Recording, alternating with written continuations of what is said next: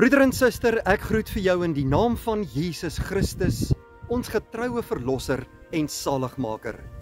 Baie hartlik welkom vanmôre by ons volgende Pinksterreeks oordenking. En wat 'n voorreg om op hierdie pragtige dag wat die Here vir ons gegee het, stil te kan word rondom sy woord en om ook in hierdie Pinkstertyd die werk van die Heilige Gees te herdenk. Mag vanmôre se boodskap vir jou tot baie groot seën wees. En ek glo dat die Here ook sy woord vir ons sal open tot geloofsversterking en dat ek en jy nader aan die Here elke dag kan lewe. Kom ons word vanmôre stil voor die Here en ons bid eers saam. Vader, baie dankie dat ons in hierdie nuwe dag U naam kan aanroep in gebed en U kan loof en prys as ons Here, ons God en ons Koning. Dankie Vader dat in U in die grootheid en liefde U Seun na hierdie wêreld toe gestuur het. Vir sondaar mense soos ons, om ons deur sy kruisdood en opstanding en hemelvaart te kom red. Dankie ook vir die werk van die Heilige Gees in ons harte en vir die Heilige Gees se werk ook in U kerk. Wil U, o Here, vanmôre met ons praat deur U woord en gees? Wil U ons in die geloof versterk en dat hierdie boodskap ons nader na U toe sal lei. Ons bid dit alles, Here, nie omdat ons dit verdien nie, maar in Jesus Christus se naam alleen. Amen. Vriende, ons het gistermôre stil gestaan by die wrede vervolging van Stefanus. Stefanus wat 'n baie diep gelowige kind van die Here was, wat geesvervuld opgetree het, wat met vrymoedigheid getuig het. Hy is valslik beskuldig, voor die Joodse raad gesleep en uiteindelik is hy ook gestenig. Hy het die eerste martelaar van Jesus Christus geword. Ons lees daar in hoofstuk 8 van die boek Handelinge, dat daar direk na hierdie gebeure 'n wrede vervolging plaasgevind het van Christene en van die kerk van Jesus Christus. Daardie dag toe Stefanus gekruisig was, het daar 'n jong man gestaan wat 'n fariseer was en wat hierdie steniging toegelaat het en goedgekeur het. En sy naam was Saulus. Saulus was 'n wrede Christenvervolger. Iemand wat in opdrag van die Joodse raad en met goedkeuring van die hoëpriester Christene laat vang het, in tronke laat gooi het en selfs laat doodmaak het. Maar die Here het planne met hierdie man gehad, met die man met die naam van Saulus. Saulus het die Here Jesus Christus op 'n wonderbaarlike wyse ontmoet, daar in Handelinge hoofstuk 9. Kom ons gaan vanmôre saam lees 'n paar verse uit Handelinge hoofstuk 9.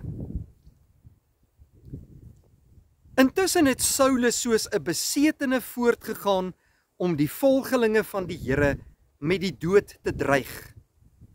Hy het na die hoëpriester toe gegaan en van hom bekendstellingsbriewe aan die sinagoges in Damaskus gevra. Sy doel was om al die aanhangers van die leer van die Here wat hy daar kry, mans sowel as vroue, gevange te neem en na Jerusalem toe terug te bring. En toe hy op reis naby Damaskus kom, het daar skielike lig uit die hemel op hom gestraal. Hy het op die grond neergeval en 'n stem vir hom hoor sê: Saul, Saul, waarom vervolg jy my? Wie is u, Here? Vra hy toe. Ek is Jesus, antwoord hy. Dit is vir my wat jy vervolg. Maar staan op en gaan na die stad toe en daar sal vir jou gesê word wat jy moet doen. Die mense wat saam met hom op die pad was, het sprakeloos gestaan. Hulle het die stem gehoor, maar niemand gesien nie. Toe Saulus van die grond af opgestaan en sy oë oopmaak, kon hy nie sien nie. Hy het sy hand gevat, of hulle het sy hand gevat en hom na Damaskus toe gelei, en 3 dae lank kon hy nie sien nie, en het hy niks geëet of gedrink nie.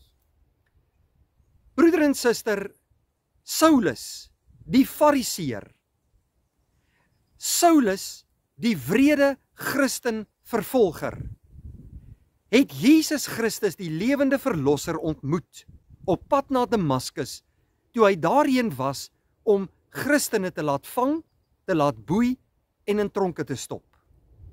Saulus het gedink hy is besig om die werk van die Here te doen. Maar hy was inteendeel besig om teen die Here te werk. Maar God, broeder en suster, het 'n plan met Saulus gehad. Saulus was besig, het gedink hy is besig met werk vir God, maar die Here kom verander sy lewe op 'n dramatiese wyse.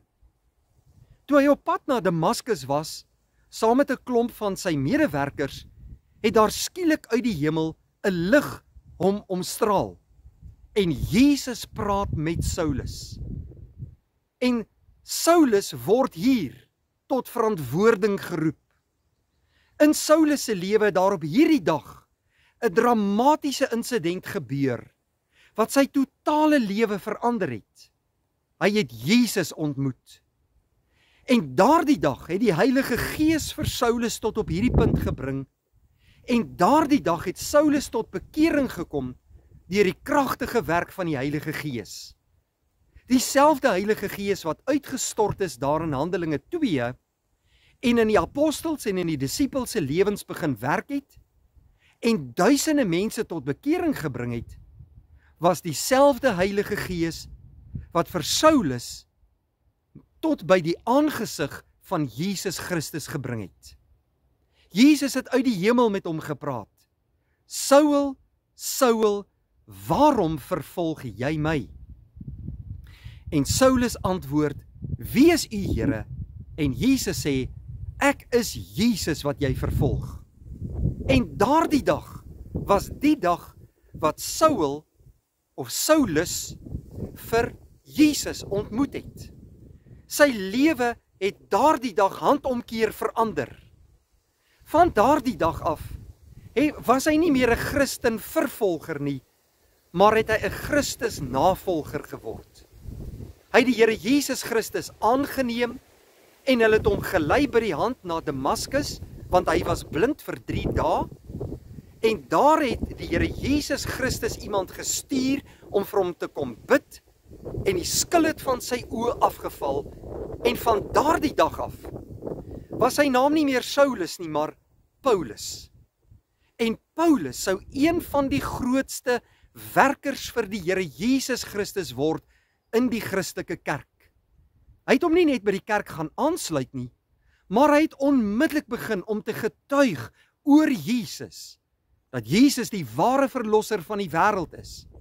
Hy het gaan redeneer met die Jode, met die Fariseërs, die skrifgeleerdes, en hulle tot nuwe insigte gebring vanuit die Ou Testament. Ja, Paulus het ook later 3 sendingreise onderneem, en hy het baie kerke geplant, dwars oor Klein-Asië, en duisende mense het tot bekering gekom deur die prediking van Paulus. Dit is wat gebeur, broeder en suster, wanneer die Here Jesus Christus op 'n kragdadige wyse en deur die werk van die Heilige Gees in jou hart en in jou lewe werksaam begin word. Paulus sou vir die kerk van Christus 'n reuse impak maak in hierdie wêreld. Hy het selfs 12 briewe van die Nuwe Testament geskryf. En sy briewe het 'n impak op ons ook vandag.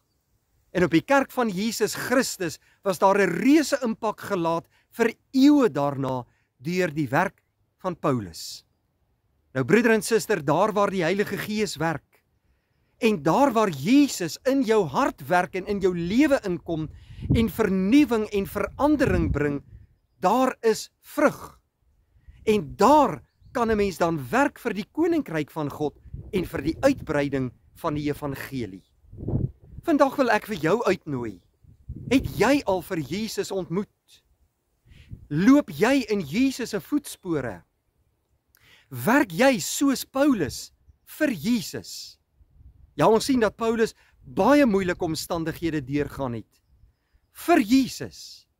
Daar waar hy ook al gaan werk het, is hy dikwels weggejaag, uitgejou, maar hy het ook skipbreek gelei. Hy het op vreemde eilande uitgespoel, hy's deur slange gepik, hy's met stokke geslaan, hy's in tronke gegooi, en hy het homself beroep op die keiser, sodat hy die evangelie van redding selfs aan die hoogste gesag kon verkondig, aan die keiser van daardie tyd. Paulus het dit baie moeilik gehad, maar hy het nie moed opgegee nie. Hy het die Here Jesus ontmoet. Hy was gemotiveer, geïnspireer deur Jesus. Hy wou alles vir sy heiland doen, wat sy lewe warm laat klop het vir God. Ek en jy, broeder en suster, moet vandag ons hand ook in eie boesem steek. Hoe lyk ons lewe? Is ons besig om vir Jesus te werk, vir Jesus te getuig, sy woord met mense te deel, ja, selfs in die uiterste moeilike omstandighede steeds getrou te bly aan hom en te volhard? Dit is wat Jesus doen in 'n mens se lewe as jy hom waarlik leer ken het. En die Heilige Gees begeester ons, bekragtig ons, motiveer ons en inspireer ons so dat ons aan Jesus getrou bly en dat ons harte bly warm klop vir ons heiland Jesus Christus.